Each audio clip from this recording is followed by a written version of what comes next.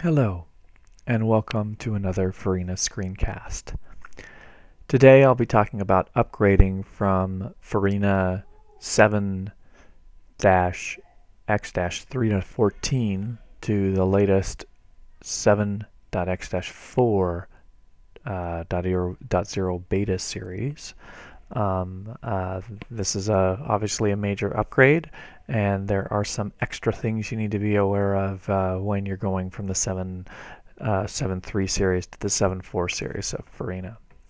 To start out, I'm going to upgrade my 7.3 version of Forena to the current revision using Drush. You can use whatever methodology you use to do your basic module upgrades. So I'm going to Drush download. Currently, Forena is in the 7.4 beta 4 series, but that will be changing, I'm sure, soon.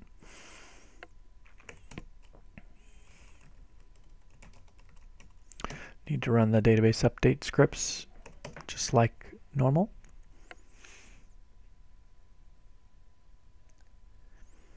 Having done that, there's a couple of things we need to take care of after that. First and foremost is the permissions model has significantly changed in the new version of Forena. It used to be that access comments in the data blocks were mandatory, and now they are optional. And so when there are no access comments, and when there are access comments, the users need to have an additional privilege to be able to access any data from that data source. So these are the different database connections that I have defined in my Forena installation, and we'll see these access Forena reports, help reports, and access Drupal reports, and access sample DB reports that further control whether users have access to those. So I need to enable access to those areas for any users that I am interested in accessing data from that data source.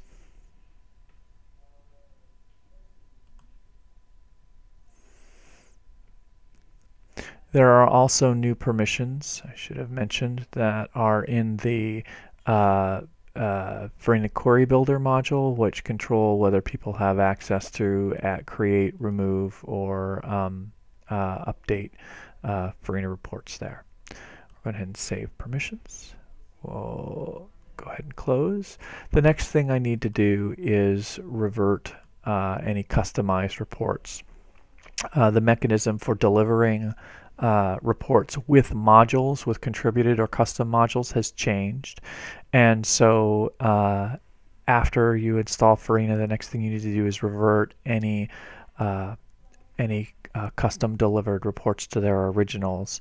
The reason for this is that the old mechanism used to make copies of those delivered reports into the site's default files reports folder.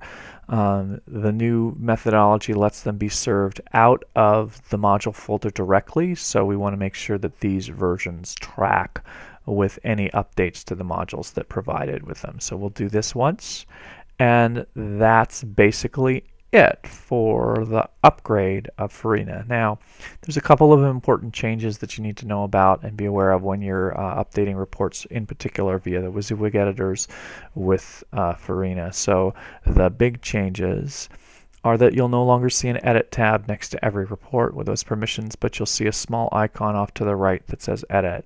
When you click on this icon, you will see that a kind of a WYSIWYG display of the report with some new links like these gear icons. You'll notice the general and document types and layout tabs and parameter tabs are there just like they were in the 7.3 series.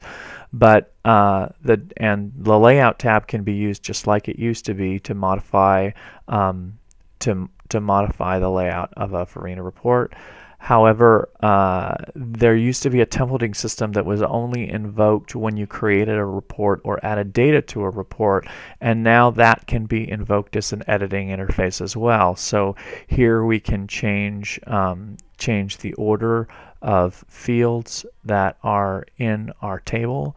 Whoops, obviously there's a little bug there. That will allow us to basically see those changes and make updates to them. You'll notice that when we update the table, it does not save it right away, but it tells you that all changes are stored temporarily so that you can see the changes you made with those templating systems in the report, and you can either choose cancel to revert those reports to original, or choose save to make those changes permanent. Other thing to note is that the Fields tab is no longer there. So to edit field properties of any field that's used in the body of a report, you need simply click on the gear icon that is next to the first occurrence of that field, and this is where you change things like sets particular formatting, and makes fields into links and things like that that you're probably used to doing in the existing version of Forena. So that's enough about the changes in Forena. We'll leave everything else for another time. There's some interesting changes that are documented in the release notes. I'd encourage you to read the release notes that are available on the project page. Any of the 7.4 beta series will have full release notes describing all of the changes that you need to be aware of in Forena. And also, you will want to consult the documentation. The documentation has been completely rewritten. It has a nice table of contents now, so you can see a much higher grain of detail about what's covered in the documentation for Forena. So give that a look. And with that, we'll leave everything else to a future screencast.